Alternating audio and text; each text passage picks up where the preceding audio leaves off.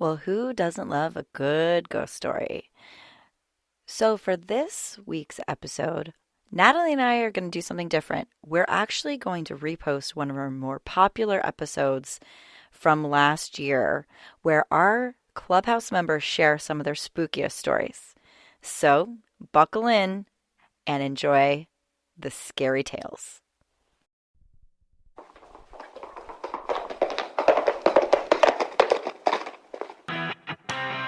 This is the Horse Radio Network.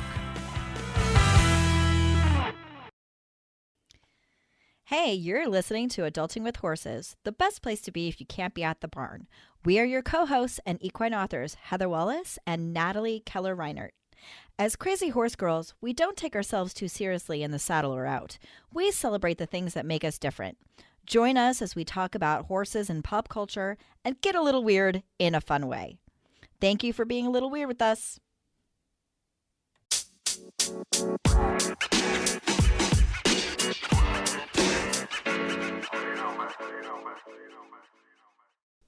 Hi, this is Natalie Keller-Reinert, and you're listening to NPR. How's that? What up? No, I'm just kidding. As I ruin it. You're so cute. My headphones were still being weird. Now I have echo. You lost me. Hang on.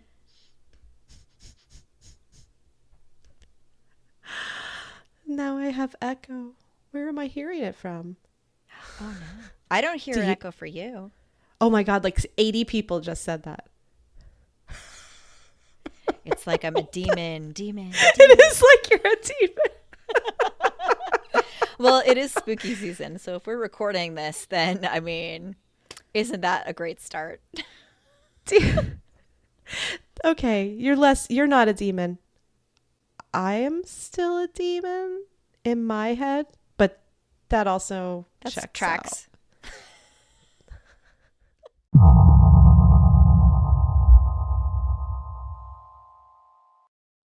How is this? Can you hear me? You sound great. Okay, the demons are gone. It works now. I have exorcised demons. This house is clear. Oh my goodness. I feel so much better now. Okay. I mean, Natalie, if this isn't a way to start off our spooky episode, I don't know what is. The demons have left the house. I thought I heard a voice in my house yesterday. That's not a joke. There was no one in here, and I thought I heard a voice. And I was like, oh no, we're not going down that road now. Like, I don't need any ghosties in my house. It's the well of wonders in your backyard. Oh, right. It's been so long since I saw it. I kind of forgot it was there. That's right. The Hellmouth. Yeah, you have an abyss. Problematic. I think I might have discovered another one. Oh, that's just adorable. When I come visit you, I'm going to stay in a hotel. Okay? I think that's wise. I do. I think so, too. Mm-hmm. Yeah. Yeah. I mean, you know, it's a lot safer. We haven't figured out all Either the that or I'll sleep with Ben and let Ben protect me. Ben sleeps on the sand. You're going to be camping rough. I'm sure I've done worse. Although Manny can't be trusted, right? I'd probably wake up and have Manny's like hoof prints in my head. Probably. He'd probably come over and paw you and squeal. Oh my God. He's a tiny stallion. The pair of them together. Oh my God. They went at it this morning about something. Squealing and kicking. It's hilarious. It's just the best time of year. Yeah. It really is. I guess that's what it is. This is my favorite time of year. Like, I love everything Halloween. I love everything fall. I love everything about, I'm not religious, but I sure do have like 3 costume changes every Halloween. And you're damn right I dress my horses up periodically. So it is the best time of year. I wish I could agree. I do. I like the concepts, but for me, this holiday of Halloween and then the entire holiday season to come fill me with this sense of, oh my God, this is more work. And I just get overwhelmed with the entire idea of having to produce any sort of effort outside of my daily routine just horrifies me. I'm like, now you want me to do my work and I have to decorate my home, be spooky, create decorations, decorate my horse. And then I have to do it all over again for like 2 months worth of Christmas season. I don't have it. I don't have it. Some years I say to my husband, I cannot we can't have a Christmas tree this year. I am very sorry. But if I see a Christmas tree in my home, I will have a meltdown. And then other years I'm like, we can get a Christmas tree. It just taps Up into to the whims something. of Natalie. It just taps into something destructive in my brain. Well, it's funny because my girls are talking about wanting to decorate the house, and I need more to do. Like, I need a hole in my head. Right. And I think it's hilarious. So they're going around telling their friends, oh, we make it like a haunted house in here, and it's so spooky and fun. I'm like, I've got maybe 3 fake pumpkins and a couple of things. Like, it is not at all what you were. But then I realized that my kids have adopted my love of hyperbole, and then I'm proud. So do they believe their own hype? Does it feel like a haunted house to them? Because that's cool. I feel like they're going to keep saying it, and eventually they'll get a haunted house as a home. Oh. Right? Like, the more I told my husband we needed a horse and told him about the horse, and then suddenly I manifested it. I think that's what's probably happening here. It's the power of positive thinking. I agree. The secret, if you will. I'll let my friends be in charge of that, though. I have a friend who's like the queen of Halloween. Like, she goes all out. She lights a flipping bonfire and has people over and celebrates like All Hallows Eve. Oh, and fun. It's a family affair, and there's like costume. I mean, it is her month. So I allow that, and we just show up, and I get to play there. I do love that. When I of all the festivities throughout the year, a Halloween party is one I will attend. Maybe not. I might just like wear black, and maybe I'll dig out like a pentagram necklace from my high school years or something, and just go as a straight, kitchen witch. But I have had some really cool Halloween experiences, some spooky, some just generally bizarre, and some very drunken. And over the years, I've always enjoyed my Halloween party experiences, which I can't always say the same for any other gathering. Yeah. No, it's fun. You get to kind of you get a little permission to be a little bit spooky, a little bit different than you normally are, to step outside your box. Mm-hmm. And there's nothing I love more than a spooky story. Once October hits, I turn on Huluween, I turn on all the horror movies, I turn on all the American Horror Stories, and I just binge watch creepy stuff. Wow. And yeah. And then it flips, of course, to Lifetime and Hallmark for Christmas season, but that's okay because, I can compartmentalize. Yeah, you could have more than one side.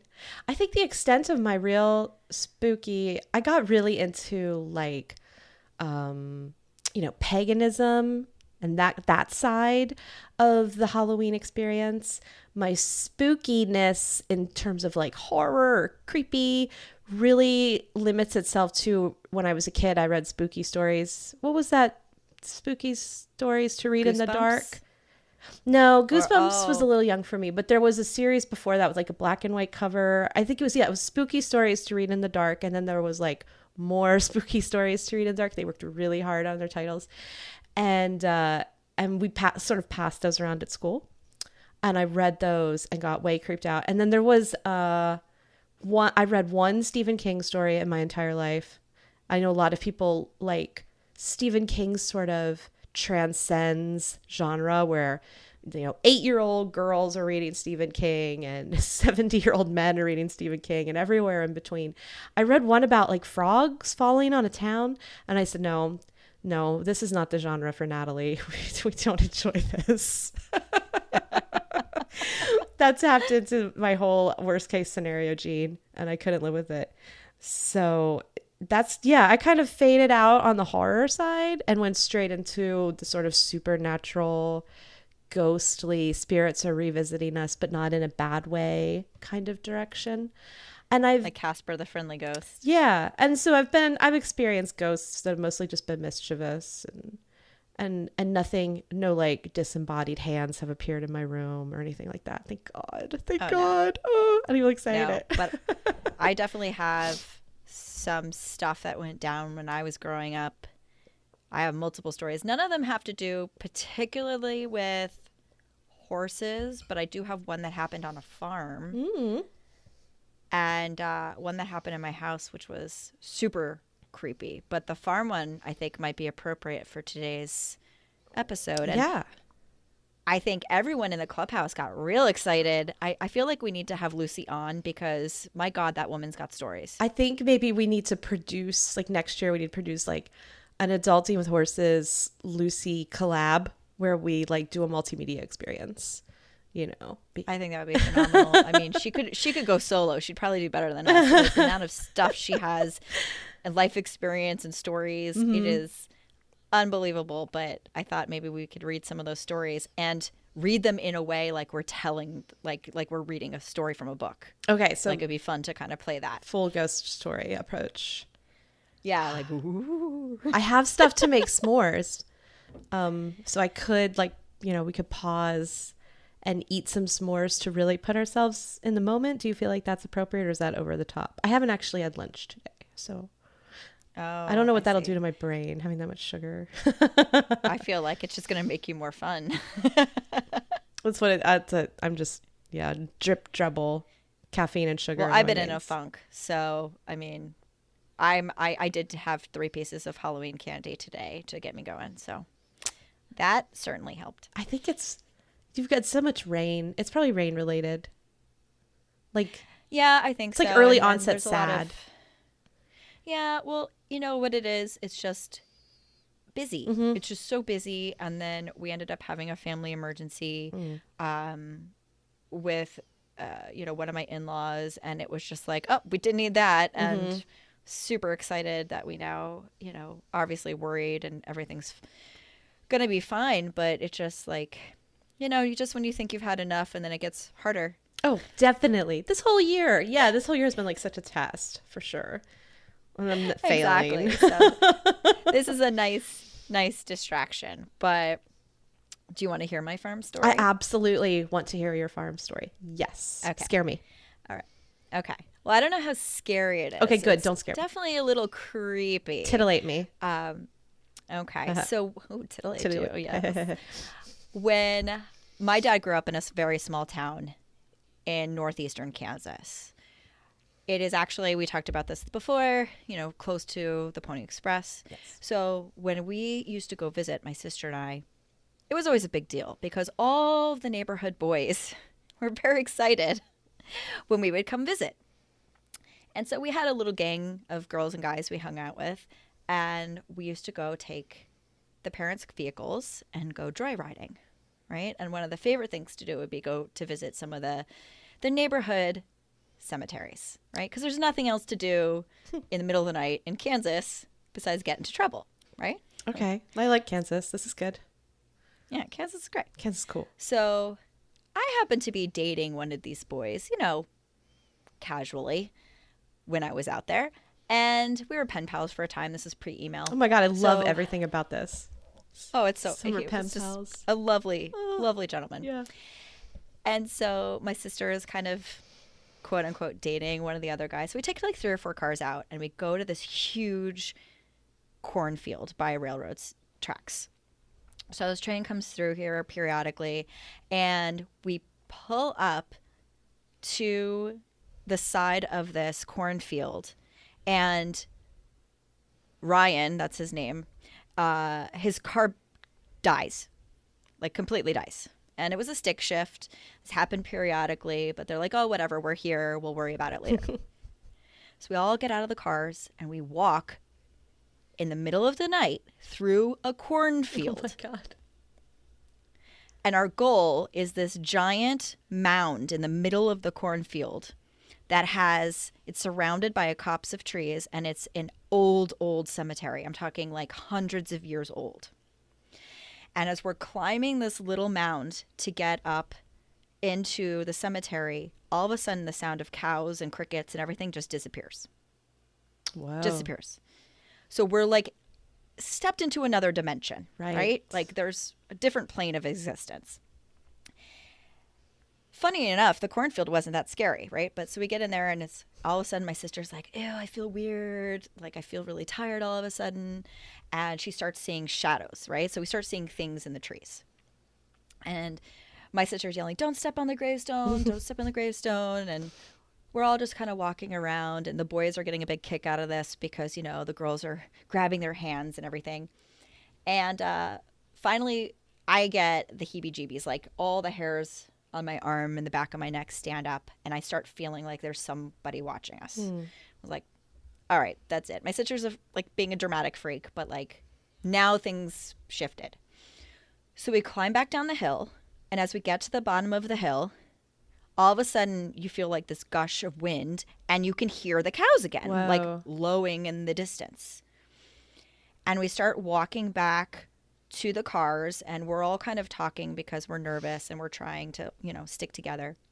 We get to the main road and trying to start this car would not start.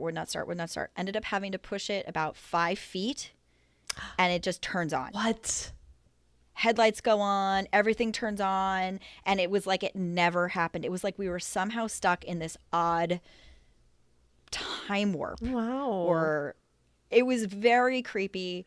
I was never so excited to hear cows again. And luckily, the feeling of being watched went away when we got back in the car. But it was the creepiest experience of my life. That is so paranormal.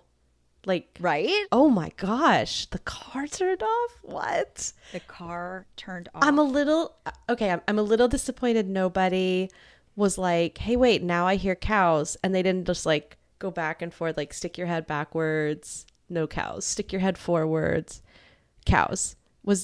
Everyone was freaked out. Oh, is that scary? No one could get to the car fast Oh my enough. gosh. I mean, that's what happened. I mean, if you're going to run around in cornfields in Kansas in the middle of the night, you should expect something to go down, whether it's aliens, ghosts, serial killers.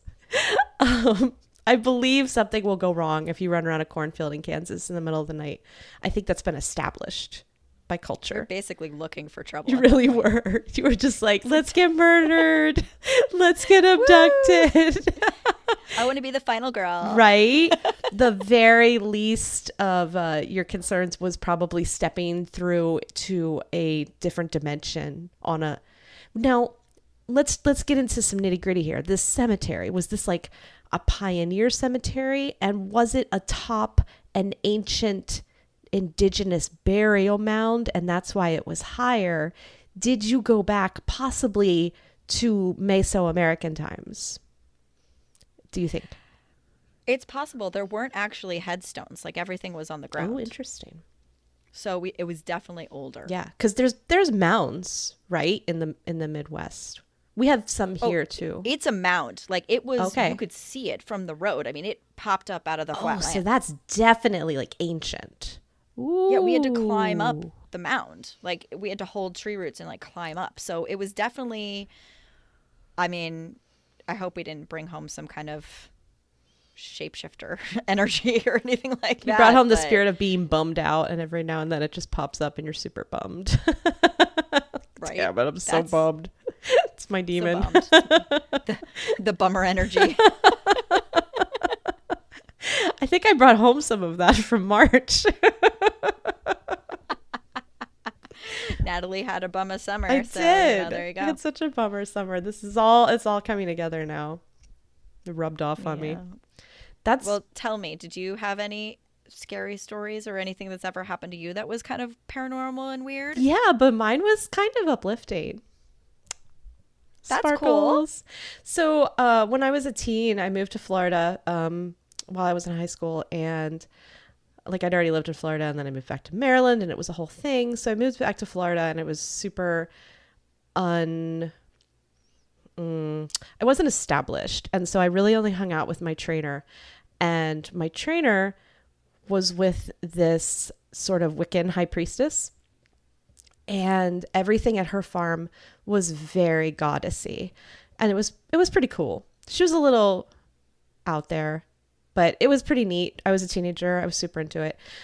So we had a ritual for All Hallows Eve, and she called it Samhain. And we were supposed to be scrying. I didn't really see anything, but we tried. And then she told this story about this horse that she used to have, this beautiful mare who had foaled in the paddock where we were having our ritual.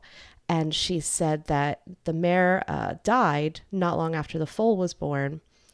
And the mare had stuck around to make sure that the foal was okay. And that you could see her, sometimes she would show herself.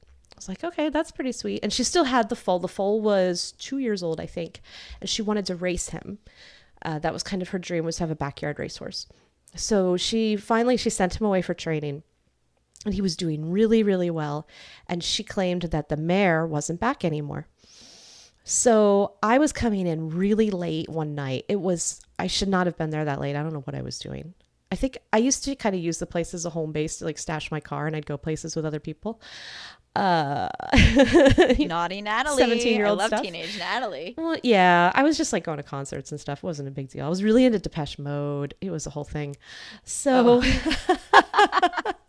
So not that naughty. no, just your average depressed teen. And so we came back, and I saw a horse in the front paddock, and it was she had minis in this field usually, and they weren't out at night. And I saw a full-size horse go galloping through the paddock. And I was like, damn, who the hell was that? And I was kind of afraid it was my horse because I had a thoroughbred. And I got up to the house, and my trainer was coming out for which thing they'd been doing. And I was like, yeah, who was in the front pasture? Is that my horse? And the priestess comes to the door, and she says, no, there's no one in that field. Look, the gate is open.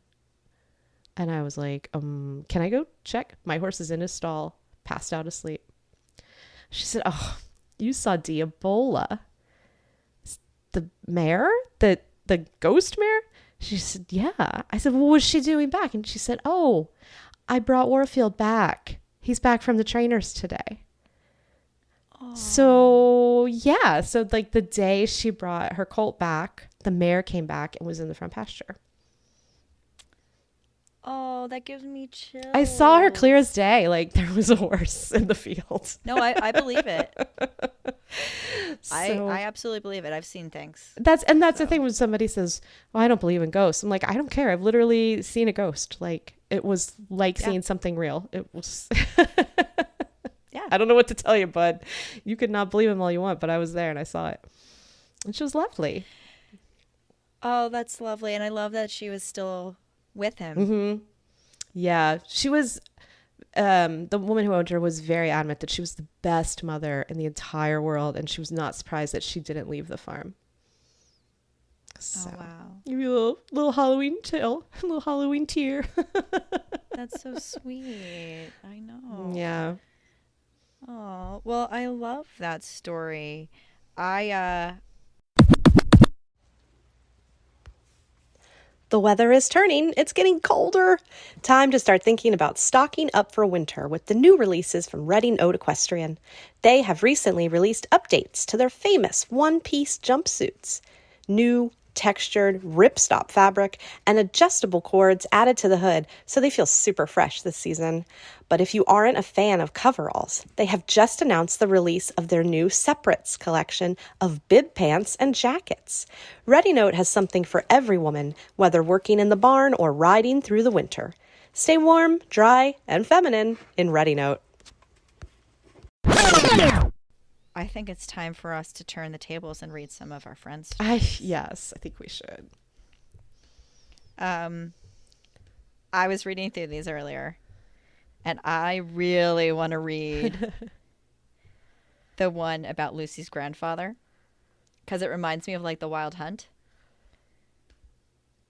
The Wild Hunt. Yeah, I'm searching my brain. So in like folklore, right? You're very much an Anglophile. In like Celtic folklore, they used to have the Tuatha De Danann. I'm probably going to mispronounce that. And so they had the Wild Hunt. So once a year they would go out and and hunt these other animals or fae, and they would use the humans' horses. Oh, okay. And so so the horses they'd come out and look at their horses in the morning, and they'd all have the little stirrups in their manes, and they'd be slicked with sweat and things like that. So I'm going to read Lucy's story because she doesn't mention the wild hunt, but it just reminded me of that because her grandfather kept hearing hoofbeats. So Lucy says, "My grandfather made liquor and fiddled the night away at Saturday night house parties when he was first married. One early morning, he was walking back home from tending his still when he heard the sound of a runaway team.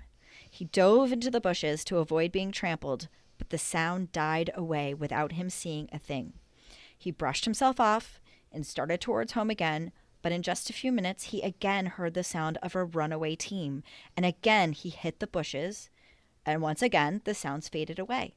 The third time he heard the sounds of a runaway team approaching, he resolutely kept walking down the road until the team got close enough that he could see the sparks from the horses' steel-shod feet hitting rocks in the road and almost feel their fiery breath on his neck.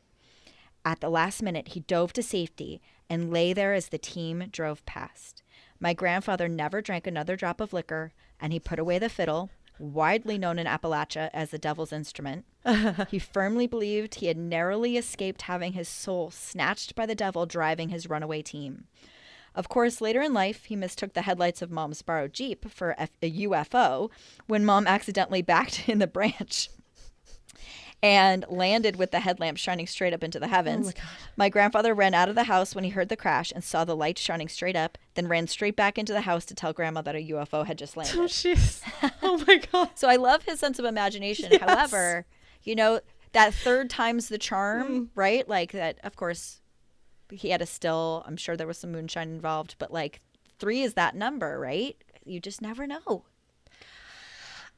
Yeah, and if you see one, you are definitely more likely to see another, right? Because whether it's because your imagination is that active or you're that open to those vibrations, that part's up for debate. But you're definitely, if you're in line to see any kind of paranormal activity, it's gonna find you. Now, I mean, grandma or mom backing into a stream, that's hilarious. I'm picturing this, the headlights shining up like beacons, but getting chased by a ghost team, that would, Yeah. I don't know that I'd swear off liquor. I think I might drink more after that. You just want to maybe make friends with them? No, I'm just kidding. No, I would just want to drink that memory away. One of the tattoos I have is of Celtic origin, and it's like a water horse. Oh, right? really? Like similar. So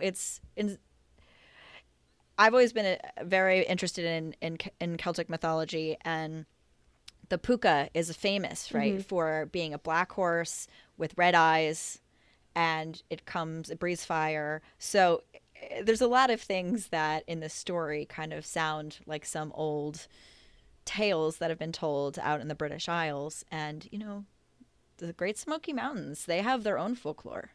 They do, which makes sense because it was largely populated by the Scots.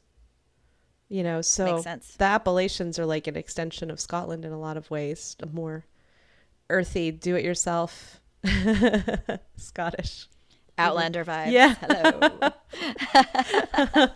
Come find me, Jamie. Let's talk. I wasn't sure. I mean, I know there's a lot of ghost stories in the Appalachians. I myself am from the Appalachians, but the much more tame Maryland German country. There's not a lot of ghost stories in German country. Germans are more like, no ghost. No. They're evil witches, right? Yeah. If they see a ghost, they're like, unacceptable, go. And the ghost is, German, I'm out of here. Let's go very fast. Well, we do have a local scary spot, I guess, would be Whippoorwill Road in Atlantic Highlands, New Jersey, is known for being one of the scariest, spookiest spots. And it was even written up in Weird, New Jersey. And we used to ride our horses down that street periodically. And there's been some weird happenings there. Whippoorwill Road. I like that name. It's a really pretty. It's one of the, a really cool kind of dirt road in the middle of a very suburban area. So of course there's going to be stories, right? Yeah. But do you want to read one of the other Clubhouse members' stories? I'll let you pick. I do. And then I'm going to tell you one that I just remembered from Brooklyn. Awesome. I hate to be showing favorites here, but Lucy did share a lot of stories, and this one cracked me up. You just want to say Catalahoochee or whatever. I can say Catalahoochee. Oh, it's Cataloochee. Cataloochee. You know, the Uchi part means river. So now you know. That makes Or sense. Achi means river? Forget it. I forgot. Every now and then I learn Seminole/Cherokee words and then I forget them. I'm not good at languages. So Lucy was telling the story about working at Cataloochee Ranch in North Carolina. She says it was the first East Coast dude ranch and it was established in 1930. The ranch house was an old converted cattle barn. And at 4,000 feet, they didn't have mosquitoes, so they didn't have screens in their windows. And back in those days, the ranch horses wandered freely around the lodge and cabins. One of them, Lucy writes, a big white gelding named Samson, learned that he often received treats if he poked his head into open windows. One of the guests who had been coming to the ranch since girlhood brought her husband to the ranch for their honeymoon. Which aside, that kind of sounds like the people that go to like Disney on their honeymoon. You know, it's like, I went here with my parents and now I'm here with my husband. I don't know. It's just a thing. It does show a little lack of imagination, right? I don't know. It's something. Go somewhere new. Somewhere that you don't have memories with your parents is what I'm saying. It says, she knew Samson would stick his head into open windows at night, but she didn't tell her new husband. Instead, when she heard Samson outside, she pretended to be afraid. Her new husband got up to look out the window just as Samson stuck his big white head inside. Her husband thought it was a ghost, ran off, and left his new bride laughing in the bed. He left his wife to be eaten by a ghost. That is not what you want on your first night. It's not really leaving a very lasting impression of manhood. No. I'm sorry. But at least I guess she knew what to expect because their marriage lasted until both of their deaths, which presumably were not by ghost horses. So I guess she knew she had to, keep an axe by her side and manage her own problems. I love it. It's like, ooh. And the horse is like, my treat? Yeah. Where are you going? Can't help being a white horse, guys. Sorry, I look like a ghost. I do like ghosts by mistake, though, right? So in Brooklyn, the big park is Prospect Park, and it has all of these huge meadows in it that are surrounded by trees. And one of them is called the Nethermead. And when you said Whippoorwill Road, it kind of made me think of the Nethermead because it's another just really evocative word. I'm obsessed with it. And I never rode on the Nethermead. And the reason was, according to one of my partners in the parks department, was that there was a spot in the Nethermead where the horses freaked out. And she said that when you would go on patrol, you'd go off of the path and ride across the field, they'd be fine, they'd be fine, they'd be fine. Like, these are very established city patrol horses. It's very hard to throw them off. Something at a certain spot would send them out of their minds, bolting, bucking, just uncontrollable. And they'd run clear across the Nethermead, which is a big field. They hold like festivals there. And so they literally was just like, no more patrols on the Nethermead. Or if you go there, you stay on the path. No idea what it was. Was it a ghost? Or was it a tunnel I found out about that runs from a pond on the other side of the Nethermead over to a subway station south of the park, which is like a weird, I forget if it was for workers or what the situation was, but there's a small tunnel. And I think it might have had like old loose electrical wires that poked up into the field.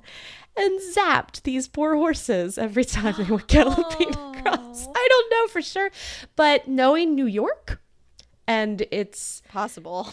propensity for electrocuting people at any given moment. See, here I'm thinking like ley lines, or maybe there's, when you said tunnel, I said maybe there's people who are working and the sound's carrying, so they're suddenly maybe feeling a change in the echo of their hoof prints, right? Like, and they're feeling something that's not necessarily secure or stable, but you just went to that, logical place, Natalie.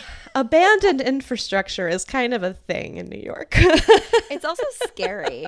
It can be very scary. There's a lot of horror movies that ended up with abandoned infrastructure. This tunnel would be perfect for it because it's not used and it runs right under the park to a pond. So there could be a lot of weird things in there. The Brooklyn swamp monster could live down there. Maybe there's even like sirens or mermaids, and they can just go out the tunnel to the bay. Oh, I really like that idea.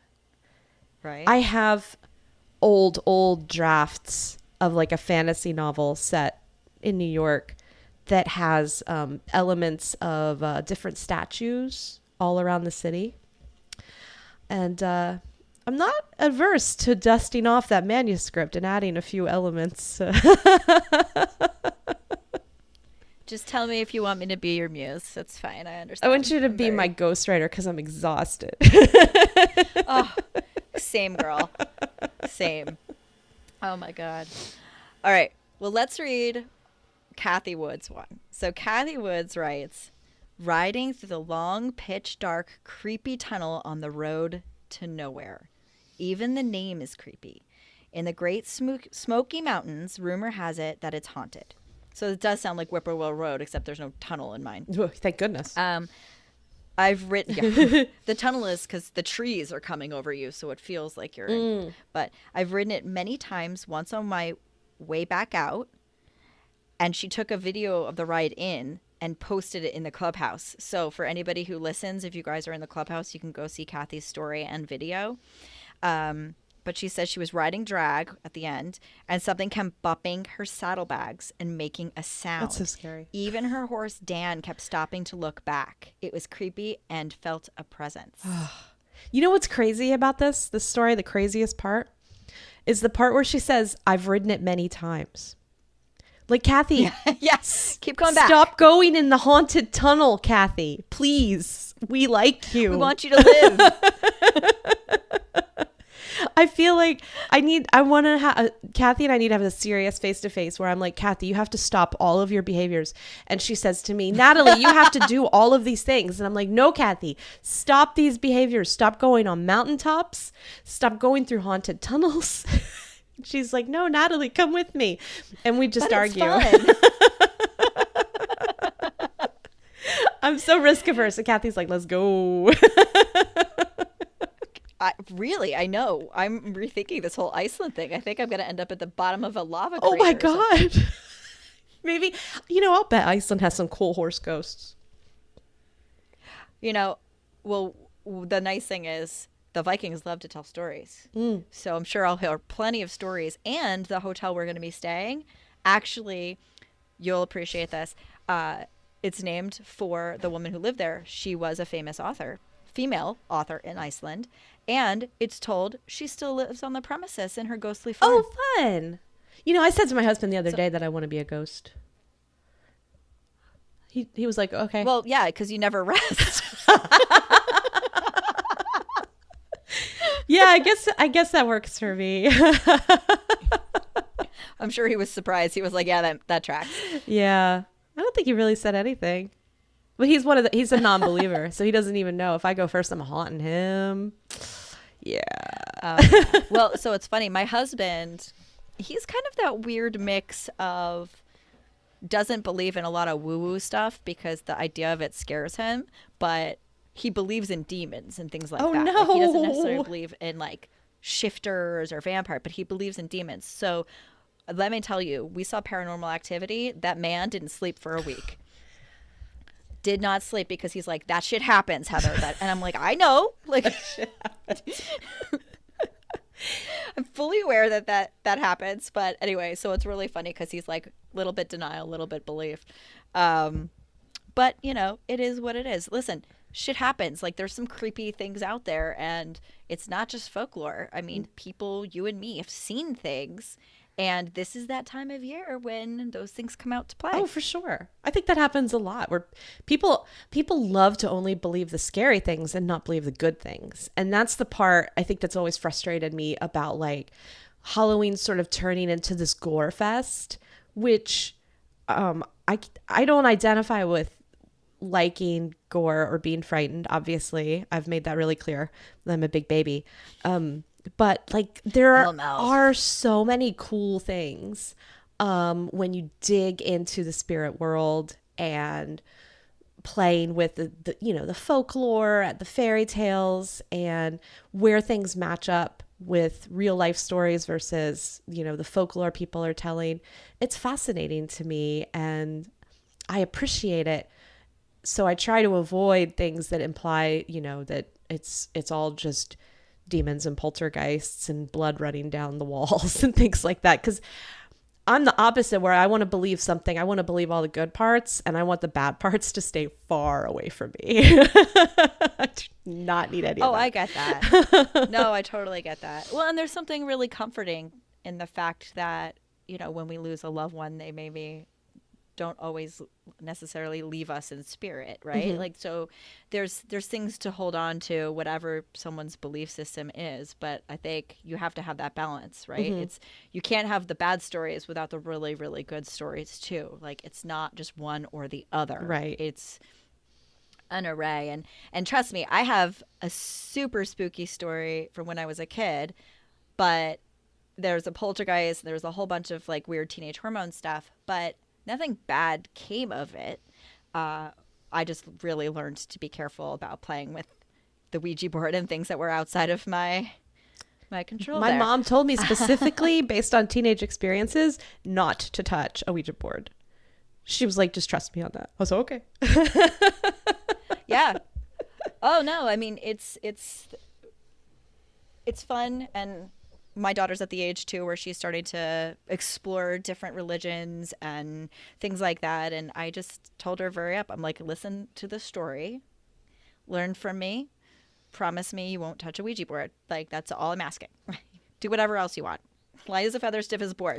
All you want. That was so fun. Remember light as a feather, stiff as a board? Damn, I loved that game. I don't remember when I was light as a feather. Thank you. I don't know. We used to do so many dumb games in elementary school, and I remember playing that, you know, where you tell the story of how someone dies. We loved it. The teachers, they lost their mind. I think all of our teachers all of our teachers were super religious or something. I don't know, because they were freaking out when that game ran through our school. They're like, no, you can't be doing stuff like that. Like, we're playing a game.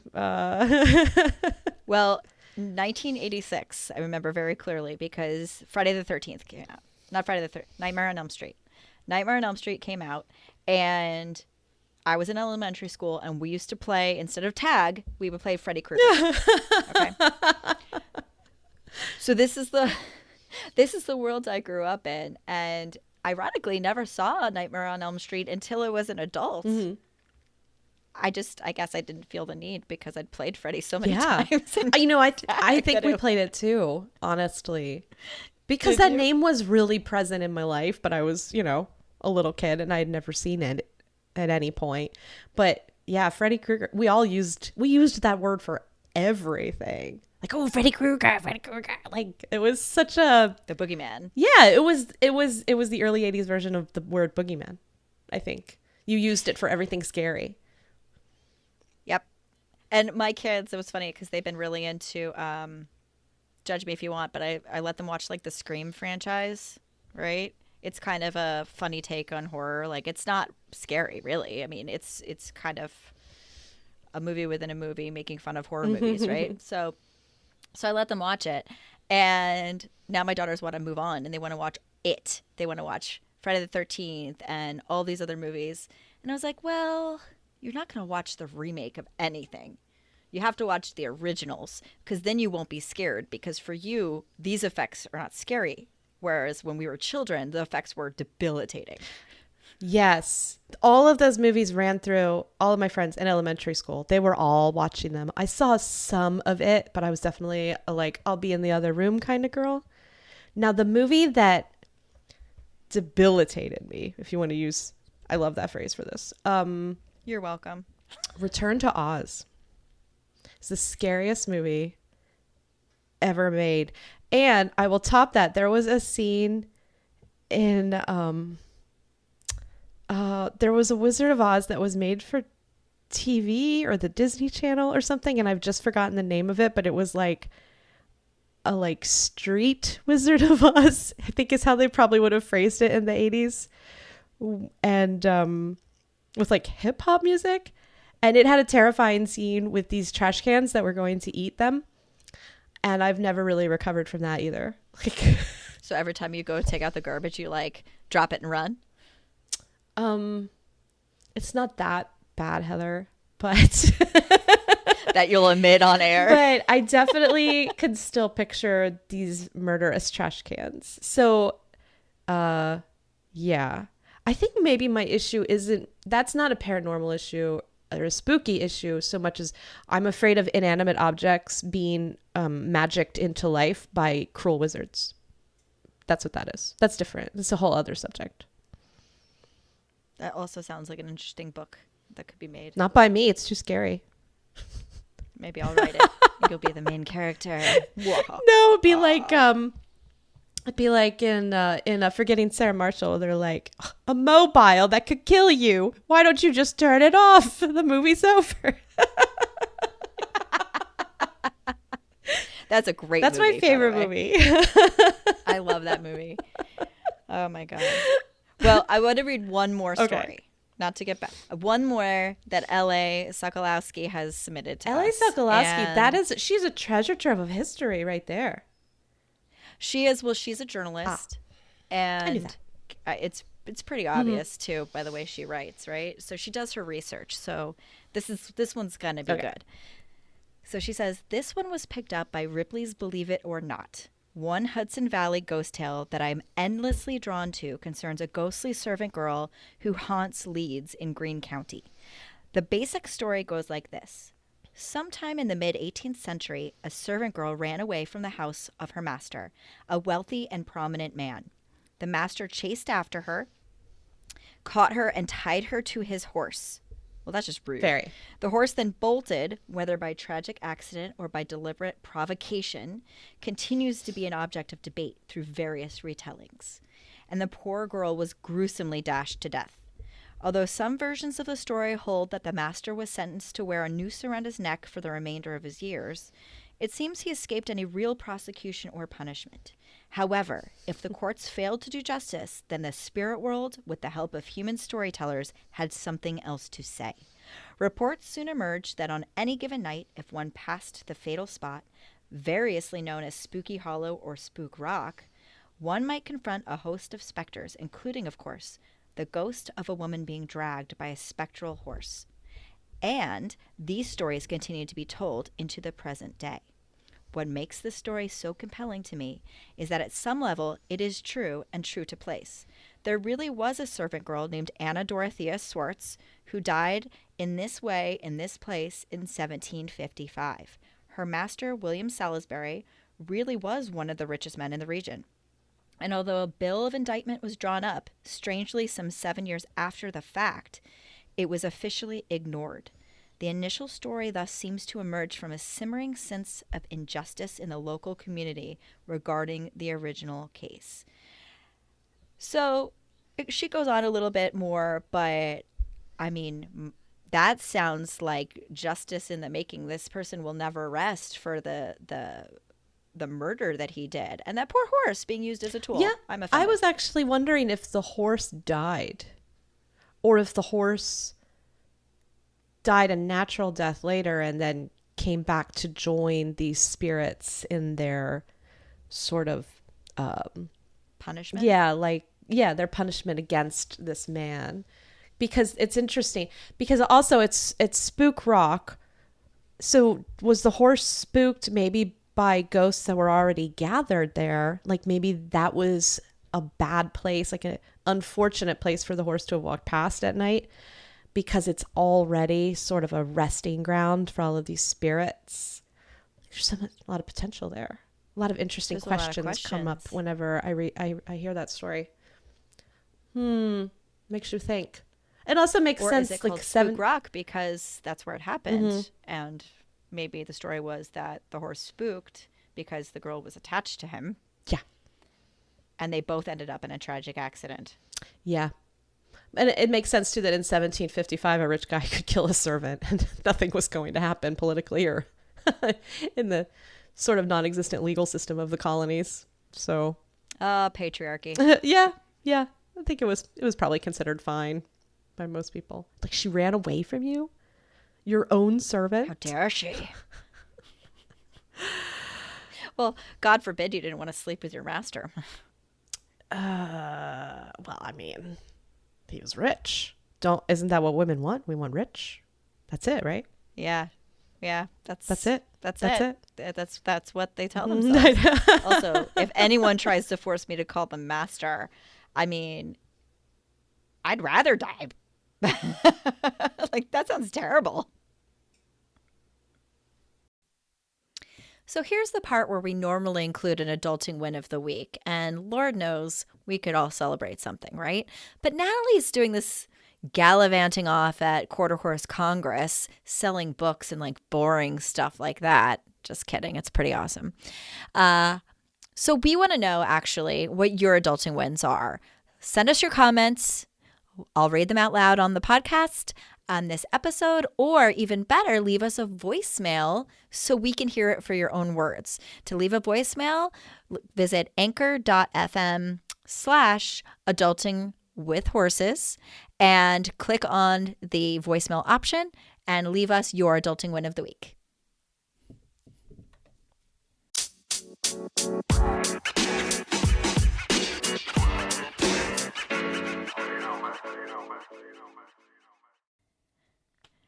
Thank you for being a little weird with us, Horse Girl. If you like what you hear, make sure to subscribe to our podcast on your player of choice. Follow us on Instagram at Adulting with Horses Podcast, or even better, join our Adulting with Horses Clubhouse on Facebook, where you can become part of the show. Also, it's a great place to meet other horse crazy women.